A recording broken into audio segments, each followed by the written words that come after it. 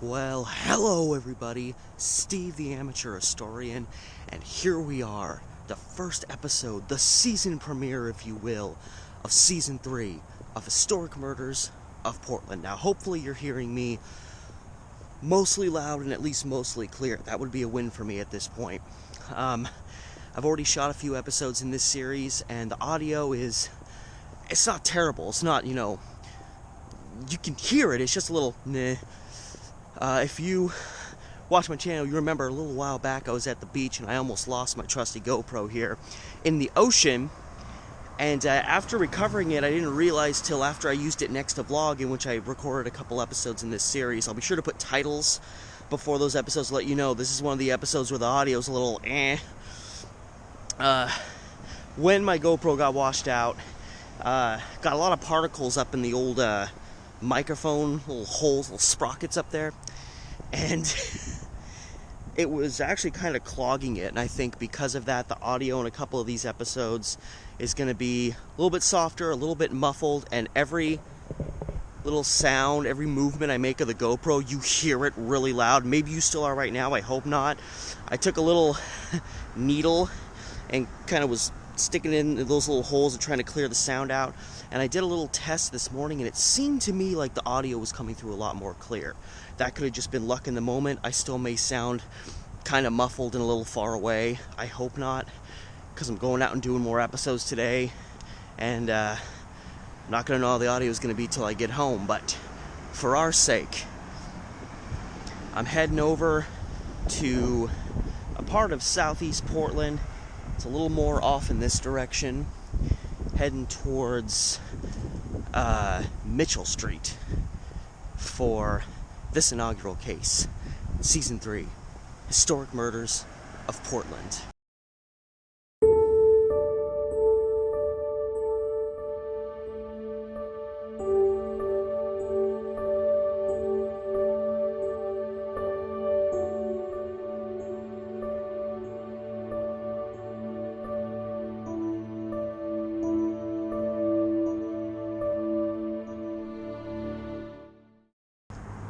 Alright, and I just got off the number 17 bus, the Holgate bus, a bus I used to take all the time. It was a bus I used to take going to and coming from work back when I lived really far away from where I worked. And I am trying to get to the location of 45th and Mitchell Street. I'm at 48th and Holgate, so I'm just a little ways away. But for this inaugural episode, because this is kind of a rarity for me to find cases this far east, this particular case I'm going to bring to you 45 blocks east of the Willamette River. And I think this is only the second case that I can think of that I've covered that was more than 25 blocks east of the Willamette River. There was a case of guy named Thomas Edwards I did, who I believe in 1919, he was kind of a crazed religious zealot, woke up, came down to breakfast, blew his wife away, went over to his friend's house, and I think he confessed to the crime and then went back home and shot himself. And I think he lived on 86th, so even 40 more blocks further east. And the reason cases like this are such a rarity is because, when Portland was originally established, where downtown Portland is today is essentially where, that was the original Portland, was where downtown Portland is today. So it had to slowly expand. And I mean, even by, the 1870s, the east side was developing, but it was pretty much just the east side of the river itself, where like Albina is. And so there was, slow, gradual expansion east. So because of that, since the cases I cover don't go past 1940, and obviously there was development out here by then, but because, there was so much less development, means fewer people, fewer potential opportunities for murders to happen out here. So it's pretty rare that I find a case that's this far east from where, the original area of Portland was located.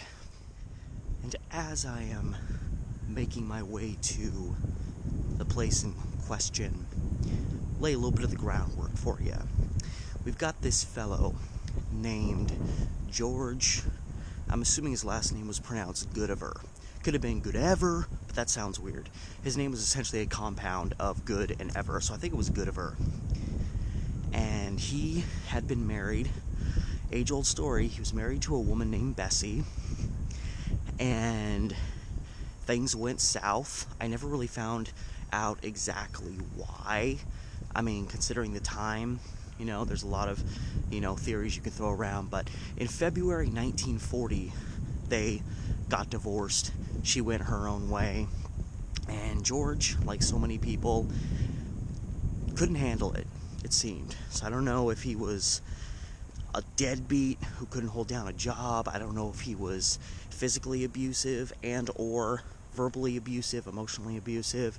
I don't know if he was an alcoholic or a druggie.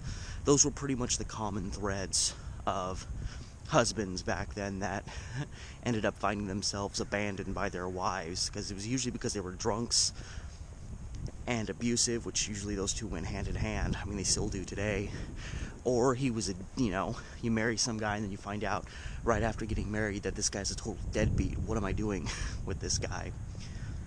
So February 1940, they get divorced. That said, we fast forward just a little ways. It is now April 9th, 1940. It has come to George Goodever's attention that his ex-wife, Bessie Goodever, is seeing another man. She might have even been engaged to him by that point. I mean, again, happens today, but it was much more common back then that, you met someone, you were getting ready to get married within weeks. Even if you just divorced someone recently. People were quick operators back then. And, who knows what was going through George Goodever's mind during these about 2 months that him and his wife had been separated.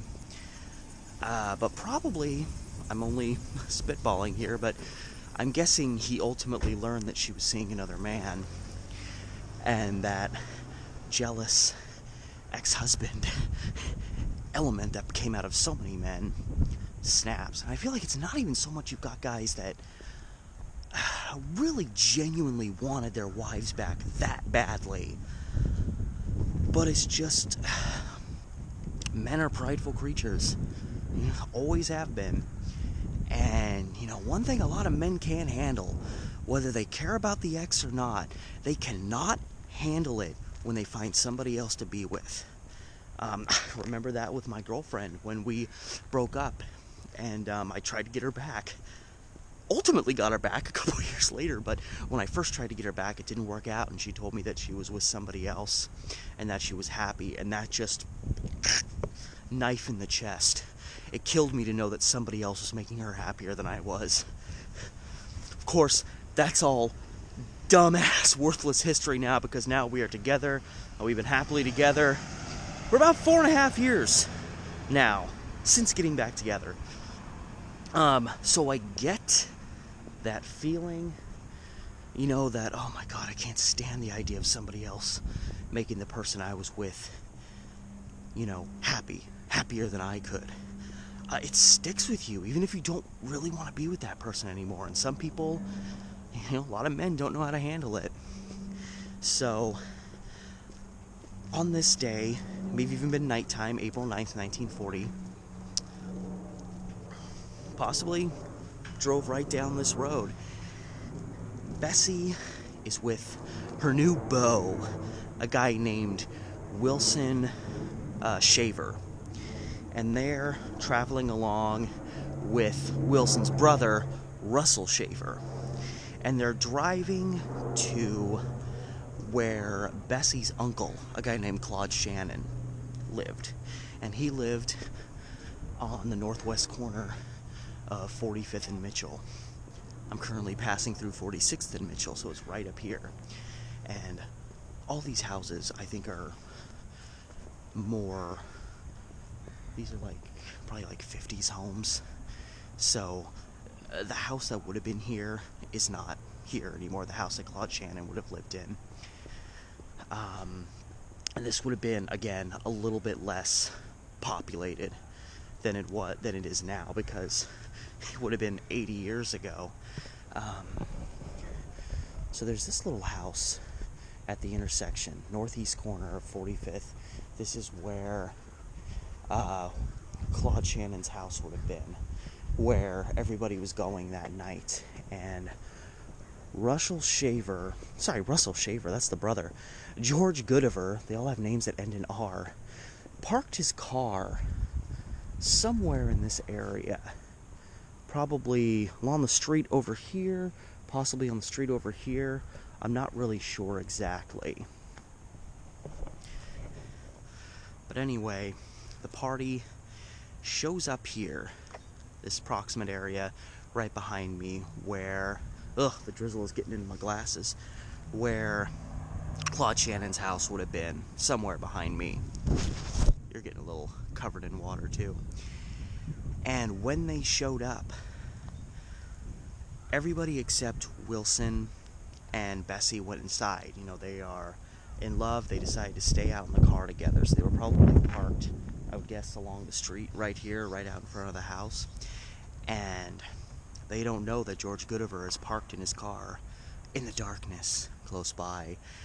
And while they're sitting in the car, you know, having some private time, canoodling, possibly, all of a sudden George Goodever walks up to the car. I'm assuming he walked up on the side that Wilson Shaver was sitting, because he walks up, they don't even see him coming, and he opens fire, shoots into the car that they're sitting in, hits Wilson right in the heart. So he's probably gonna die. And then he said words to the effect of, he looked up at Bessie, who's sitting there in the seat next to him, and he said words to the effect of, you know, "What are you gonna do now, bitch?" And then he tried to shoot her, and she ducked and dove from the car, and his shot missed, and he actually shot Wilson again, this time shooting him in the head. And again, I'm guessing it would have been right here, you know, parked right in front of the house. It may have been on the street behind me here, probably one or the other, because it would have been right in front of Claude Shannon's house. So Bessie bailed and ran off to a neighbor's house, so, you know, some other house in this area. Wilson Shaver obviously died in the car. He was hit in the head and the heart, and I'm getting so much water on my face. The rain's supposed to trail off, so I'm not feeling too bad about that. But then, George Goodever wasn't finished, even though he took out his biggest adversary, which would have been Wilson Shaver, his now ex-wife's new boyfriend. He went into Claude Shannon's house. And Claude Shannon was able to escape unscathed, but Russell Shaver was in there, and I guess because he was the brother of the guy that stole George Goodever's ex-wife, he opened fire on Russell Shaver and also killed him in the house that would have been back here. So, you know, it seemed very premeditated. He was sitting out here waiting. His objective was, I think, you know, his primary objective was he wanted to kill his ex-wife for what she'd done to him, and he obviously wanted to kill her new guy, because, you know, let's blame somebody else for all of our problems. And then he went inside. You know, he was probably pissed that Bessie got away, so he stormed into the house. He probably went into the house thinking, because he apparently was running after her and didn't know where she went, so conventional wisdom would say, oh, she ran into the house. So I think that's probably why he ran into the house. And, you know, just upon seeing anybody that was in her party, he just opened fire. And Russell Shaver was, you know, the unfortunate victim of that gunfire. But Claude Shannon managed to get away. Bessie Goodever, his ex-wife, managed to get away. They survived the ordeal. But it was a double murder, the murder of two brothers. And ultimately, George Goodever was apprehended with little resistance and little remorse. I mean, he came to do what he intended to do. And after his apprehension, which was easy, he went to a friend's house and literally had the police call. The police came and got him. Like, he turned himself in. You'd think, what an easy open and shut case, but it took forever. It took almost a year to get this case finally taken care of. Oh my God, plane, shut up. So he's taken in. His first trial starts in May, so it starts pretty quickly. It should be open and shut. And there's an interesting detail that came out of this case that at first I was like, it's weird that I keep hearing things like this happen. But now I kind of think it probably wasn't. It was probably a made-up detail to just make George Goodever look more guilty than he already was, but most importantly to make it abundantly clear that this was premeditated murder, because he was being brought up on a first-degree murder charge. Like he had planned this all out, which seems abundantly clear. He was sitting and waiting in his car for everyone to show up, immediately walked up to the car that Wilson and his ex-wife were in and opened fire. I mean, it was clearly his intent to do this. But it came out that Claude Shannon, the uncle, stated that they get home, him and Russell are inside the house while Wilson and Bessie are outside. Claude Shannon said that he got a call from George Goodever alerting him, hey, Wilson and Bessie, your niece, are out in the car, but I'm going to fix that. Essentially calling him to let him know that he's going to shoot and kill these two young people. I mean, what else is to be ascertained from that information? So, what was so weird, because I hear about this in some of these really old cases, some of these cases are over 100 years old, and cell phones were a long way from coming around, and I find it so interesting that in certain cases, people, will be in a certain area where there's no phones around. There were call boxes back then, but they were usually for emergencies, and they weren't, everywhere. But these people would be able to make phone calls seemingly from a random place, and then suddenly, seconds later, be it somewhere where there's no phones around. I'm like, how did they do that? But in this case, I honestly think Claude Shannon, I still think it was premeditated, but I think Claude Shannon made this up. George Goodever was sitting in his car waiting right there, and, everyone goes inside. It's within minutes of them coming home, George Goodever goes and, shoots these two people. He would have had no time to go and find a telephone. There was no telephone out there. There's no cell phones back then. There's no way in this short period of time he would have gotten to a phone to call Claude to tell him what he was going to do. And why would he do that in the first place? If he calls him and then goes to do something, how does he know Claude Shannon isn't going to come flying out of his house with a shotgun in his hand, saying, George, get out of here, or I'm going to blast you? So I think that was probably made up to push the premeditation factor even harder. The idea that he called and said, I'm going to fix them, and then went and shot him, shows, beforehand. I love this. It's an old store over here. Had a ghost sign on the other side. Sorry, I just see stuff like that and I can't just ignore it. And George Goodever, still, he was easily convicted of this crime. He was convicted of first-degree murder, and that carried a mandatory death sentence. Sorry, there's a few more drops on there. But they managed to get him a retrial because there had reportedly been errors in the original one, so he was entitled to a new trial. And in this one, he knew he was fighting for survival, literally, so George Goodever starts playing up the sympathy card for himself. He said essentially something that a lot of guys that murdered their wives or murdered their ex-wives would say back then. It was probably a standard thing that their judges or that the lawyers told them to do. Say this and it'll help.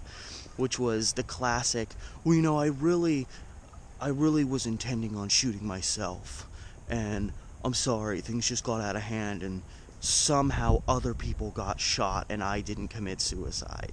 That was a very common thing. It was always, my original intent was to just, kill myself, but somehow I ended up doing the exact opposite. And literally, this guy was so lacking in remorse for what he did, that when they asked him, if he genuinely felt sorry for what he'd done, George Goodever, I put it in quotes, essentially said, "Well, I suppose I'm sorry." Like, he couldn't even fake it. He was just so filled with hate and disdain. He was just a disgusting human being. I mean, he killed the guy's brother, who had nothing to do with any of this. He was just so messed up. And it worked. I mean, it worked. It was one of these cases that was dragging on, and whenever cases drug on like that, there was usually a compromise met. This guy should have been convicted of first-degree murder all over again, but instead, they got him on a lesser charge. I'm pretty sure it was second-degree murder, and the mandatory death sentence turned into a mandatory life sentence in prison. So, good job, George Goodever. You cheated the death penalty. You piece of crap. And that's it. That is the story of the murder of the Shaver brothers at the hand of this lunatic who couldn't accept the fact that his ex-wife was moving on with her life, And he took out his rage in the most selfish, jealous, vengeful way possible, with cold-blooded murder here in the city of Portland. So thank you so much for watching. As always, remember to like, share, subscribe. Hit up my Patreon if you so choose. And till next time, from Southeast Portland, again, quite a bit further east than I'm used to being in these cases, it's been Steve the Amateur Historian, and I'll see you next time.